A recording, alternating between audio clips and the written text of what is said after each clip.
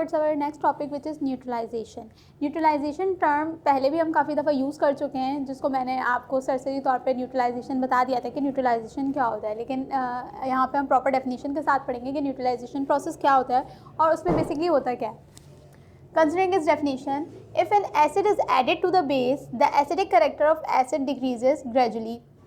अच्छा, कह रहे हैं कि जब हम एसिड को बेस में डालेंगे तो एसिड का जो एसिडिक कैरेक्टर होगा, कैरेक्टरिस्टिक होगा, वो वक्त के साथ कम होता जाएगा क्योंकि वो बेस के साथ मिक्स होता जा रहा है। तो उसका जो इटसेल्फ एसिडिक कैरेक्टर था वो ग्रेजुअली डिक्रीज होता जाएगा। और कह रहे हैं कि ग्रेजुअली मत बोलते हैं आहिस्ता आहिस्ता को, यानी कि एकदम से ये नहीं कि मैंने एक ड्रॉप बेस का डाला और सारा एसिडिक कैरेक्टर उसका ख़त्म हो गया। नो, जब हम उसको आहिस्ता आहिस्ता पोर करते जाएंगे बेस में तो ग्रेजुअली उसका एसिडिक कैरेक्टर कम होता जाएगा और एक वक्त ऐसा आएगा कि जिस पॉइंट पे ना एसिडिक कैरेक्टर रहेगा और ना बेसिक कैरेक्टर रहेगा। देखिए कॉम्बिनेशन दोनों का हो रहा है, तो ना उसमें ये हो रहा है कि ना एसिडिक कैरेक्टर रह रहा है और ना बेसिक कैरेक्टर रह रहा है, और वो पॉइंट जिस पे दोनों कैरेक्टरिस्टिक्स बिल्कुल बराबर हैं, एसिडिक कैरेक्टर भी उतना ही है और जितना बेसिक कैरेक्टर है, उस पॉइंट को बोलते हैं हम पॉइंट ऑफ न्यूट्रलाइजेशन, और इस पूरे प्रोसेस को बोलते हैं हम न्यूट्रलाइजेशन प्रोसेस। ठीक है, तो क्या कह रहे हैं, stage will come when neutral reaction will become, एक न्यूट्रल रिएक्शन होगा एसिड और बेस के दरमियान, ना ही वो एसिडिक शिफ्ट में होगा ना ही वो बेसिक शिफ्ट में होगा, उस रिएक्शन को बोलते हैं हम न्यूट्रलाइजेशन रिएक्शन, और इसको हम लिटमस पेपर से भी डिटेक्ट कर सकते हैं। यहाँ पे मैंने इक्वेशन लिखी हुई, इक्वेशन हम पहले बहुत बार कर आ चुके हैं, हमने केमिकल प्रॉपर्टीज ऑफ बेस में भी पढ़ा था, केमिकल प्रॉपर्टीज ऑफ एसिड में भी पढ़ा था, और वैसे भी मैंने आपको इस इक्वेशन के बारे में बताया था जब मैं न्यूट्रलाइजेशन को मैंने आपको सरसरी तौर पर बताया था। देखिए HCl क्या है, एसिड, ठीक है, NaOH क्या है, बेस, ठीक है। HCl ने जब NaOH के साथ रिएक्ट करा तो मैंने आपको बताया था कि न्यूट्रलाइजेशन में एक चीज़ जहन नशीन कर लें कि दो चीज़ें बनती हैं as a product, salts and water. Whenever neutralization reaction occurs, two things will definitely form, which are salts and water, and here you can see water is forming and NaCl is a salt of sodium and it is forming as well.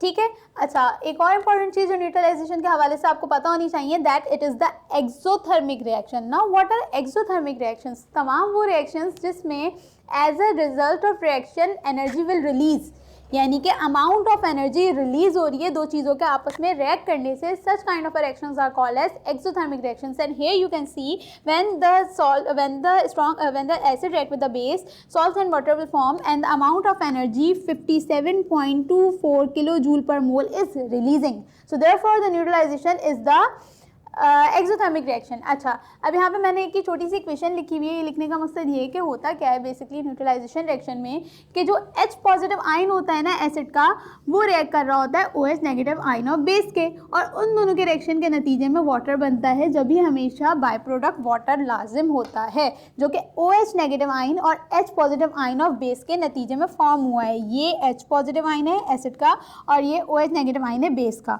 और इन दोनों के reaction के नतीजे में हमेशा water बनेगा और बाकी जो दो कंपोनेंट्स हैं उनसे सॉल्ट फॉर्म होगा।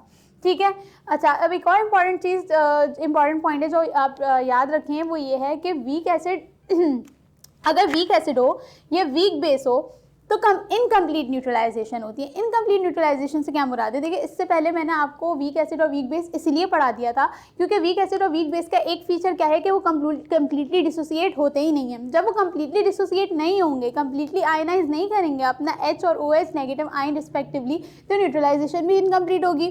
तो जब न्यूट्रलाइजेशन इनकम्प्लीट होगी तो हीट ऑफ न्यूट्रलाइजेशन, यानी न्यूट्रलाइजेशन के नतीजे में जो हीट रिलीज होती है, एक्सोथर्मिक रिएक्शन होता है, हीट रिलीज होती है, वो भी हमेशा कम होती है, और कितनी होगी, हमेशा लेस दैन 13,700 कैलोरी। ठीक है, तो ये आपका MCQs पॉइंट ऑफ व्यू से लिहाज से इंपॉर्टेंट है कि वीक एसिड और वीक बेसिस की वजह से क्या होती है, इनकम्प्लीट न्यूट्रलाइजेशन होती है, और उनकी वजह से हीट ऑफ न्यूट्रलाइजेशन इस वैल्यू से कम होगी। इस वैल्यू से कितनी भी कम हो सकती है, इससे थोड़ी सी भी कम हो सकती है, लेकिन इससे ज़्यादा नहीं होगी। मिनिमम आपके मैक्सिमम आपके पास ये वैल्यू होनी चाहिए, which is 13,700 calorie. So this was all about the process of neutralization and with its example and which kind of a reaction it is, and weak acid and weak base के cases में क्या होता है, neutralisation incomplete होती है और उसमें heat of neutralisation कितनी रिलीज होती है, उसकी वैल्यू ये है, इससे ज़्यादा कभी नहीं होगी, इससे कम हो सकती है।